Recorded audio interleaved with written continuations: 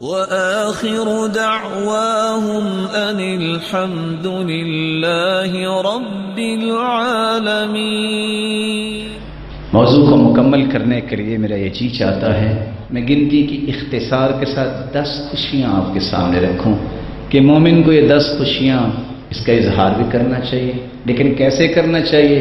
اللہ کا شکر اور خوشی کا اظہار، اس کو بیان کرنا، لیکن اس میں نہ شکری نہ ہو اور تکبر نہ ہو اور اس میں اچھلنا کودنا نہ ہو، اللہ کی نافرمانی نہ ہو۔ سب سے پہلی خوشی، مومن کو جو خوشی ملتی ہے، انسان کو معنوی امور پہ خوش ہونا چاہیے۔ معنوی امور سے مراد کیا ہے؟ آپ کے دل میں خوشی ہونی چاہیے میں مسلمان ہوں، آپ کے دل میں خوشی ہونی چاہیے میں توحید والا ہوں، میں قرآن والا ہوں۔ آپ کو خوشی ہونی چاہیے جب رمضان کا مہینہ آئے کہ یہ مبارک مہینہ آ گیا ہے، آپ کو خوشی ہونی چاہیے کہ اس وقت عید کا دن آ گیا ہے۔ معنوی امور پہ مسلمان خوش ہوتا ہے اور اس پہ خوشی کا اظہار کرنا یہ اس کے لیے جائز ہے۔ دوسری خوشی، مادی اشیاء پہ خوش ہونا، جس پہ بھی آپ خوشی کا اظہار کر سکتے ہیں۔ کسی کو اللہ نے مدد دے دی، کسی کی شادی ہو گئی، کسی کو اللہ نے بیٹا دے دیا، لیکن خوشی کی نسبت صرف اللہ کی طرف کرنا، اپنی طرف نہ کرنا کہ میں نے لی ہے، یہ کہنا یہ ساری چیزیں میرے رب نے دی ہیں مجھے۔ تیسری خوشی مومن کی جو ہوتی ہے، جب بھی ایک مسلمان دوسرے مسلمان سے ملے تو خوش ہو کے ملے۔ کسی نیکی کو حقیر مت جانو، خواہ کھلے چہرے سے اپنے بھائی کو ملو، خندہ پیشانی سے، کشادہ چہرے سے۔ جب آپ کسی سے ملو مسکرا کے ملو، اتنی بڑی نیکی ہے۔ اور آپ جانتے ہیں جب بندہ مومن سے ملتا ہے، جب مل کے مسافہ کرتے ہیں، دونوں کے ہاتھ جدا بعد میں ہوتے ہیں، دونوں کے گناہ پہلے معاف ہو چکے ہوتے ہیں۔ چوتھی خوشی جو ایک مسلمان کو ہوتی ہے وہ عید کے دن خوش ہوتا ہے۔ رسول اکرم صلی اللہ علیہ وسلم نے باقاعدہ حکم دیا، دعہما، ان بچیوں کو کھیلنے دو، آج عید کا دن ہے تو ان کو بھی خوشی کا اظہار کرنے دو، لیکن غیر شرعی چیز نہ ہو۔ رسول اکرم صلی اللہ علیہ وسلم نے صرف بچوں کو خوش کرنے کی بات کی ہے، کسی بھی غیر شرعی چیز کی اجازت نہیں دی کہ عید کے دن جو ہے سارا مہینہ انسان اللہ کے قریب ہو اور عید کے دن جو ہے وہ گانے سننے لگ جائے اور نافرمانی میں پڑ جائے، یہ نہیں ہونا چاہیے۔ پانچویں بات، مسلمانوں کے ساتھ مل جل کے بیٹھنا، ان کی احوال کا پتہ لگانا، ان کی مدد کرنا، خیر خواہی کرنا اور ان کی دل جوئی کرنا، اس پہ بھی آپ کو خوشی ہونی چاہیے۔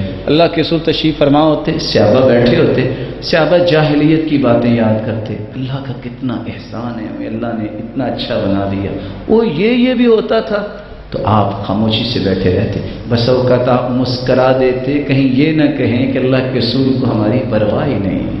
لیکن رسول اکرم صلی اللہ علیہ وسلم نے ساتھ یہ حکم دیا، المؤمن، وہ مومن اچھا ہے جو مومنوں سے مل جل کے رہتا ہے، کبھی تکلیف بھی آتی ہے برداشت کرتا ہے۔ کس سے اچھا ہے؟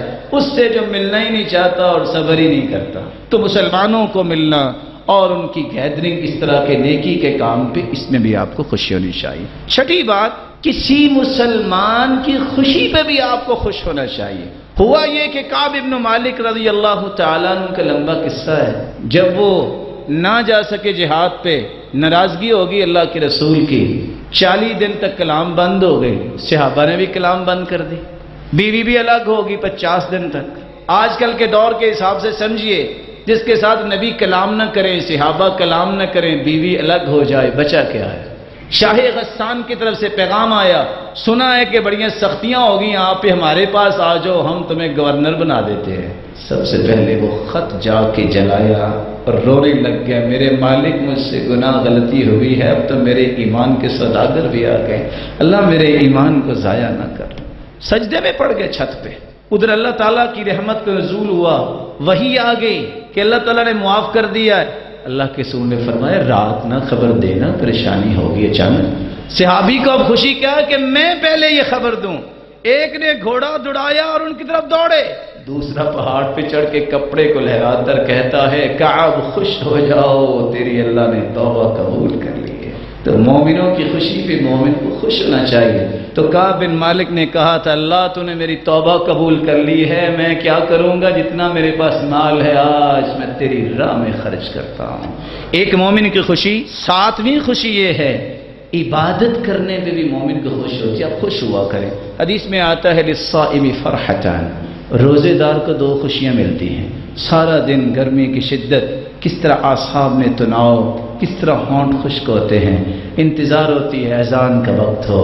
اللہ کی نعمتیں جو حلال تھی ہم نے حرام کر رکھی حکم ربانی سے. پہلا ہی گلاس اگر پکڑ کے چند گھونٹ لیتا اس کے چہرے پہ بشاشت آ جاتی ہے، خوش ہو جاتا ہے. اور دوسری خوشی اس کو اس دن ملے گی جب رب سے اس کا انعام لے گا، جب رب سے ملاقات کرے گا. تو ہر عبادت پہ خوشی ہونی چاہیے. 8ویں خوشی کسی کی ہدایت پر، کسی کے اسلام پر آپ کو خوش ہونا چاہیے. ایک رشتہ دار، ایک دوست تعلق والا بے نماز تھا، اب وہ نمازی بن گیا. انتہا درجے کی خوشی کیجئے، الحمدللہ میرے بھائی کو اللہ نے ہدایت دے دی. تانا نہ دیجئے، آر نہ دیجئے.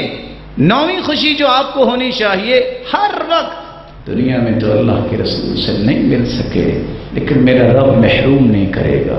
صحابہ کی بھی یہی تڑپ تھی، اللہ کے رسول کی صحبت مل جائے، رفاقت مل جائے.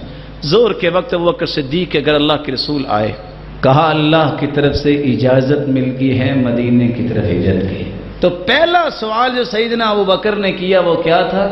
الصحبہ یا رسول اللہ، میں بھی ساتھ جاؤں گا، آپ کے ساتھ میں بھی ہوں گا.